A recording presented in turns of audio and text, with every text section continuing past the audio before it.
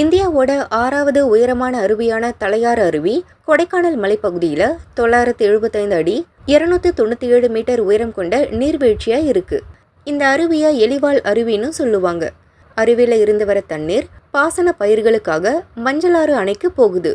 டூரிஸ்டுங்க தலையாறு அருவியில ஆர்ப்பரித்து கொட்டுற தண்ணீரை பார்த்து பரவசம் அடைஞ்சு போறது வழக்கம். ஜூலை ஆகஸ்ட்ல பெய்யற மழை காலநிலை மாறி ஏப்ரல் மேயில பெய்யறதால பசுமை இழந்து நீர்வீழ்ச்சி வறண்டு கிடக்குது. இதனால ஆவலா வர டூரிஸ்டுங்க ஏமாந்து போறாங்க.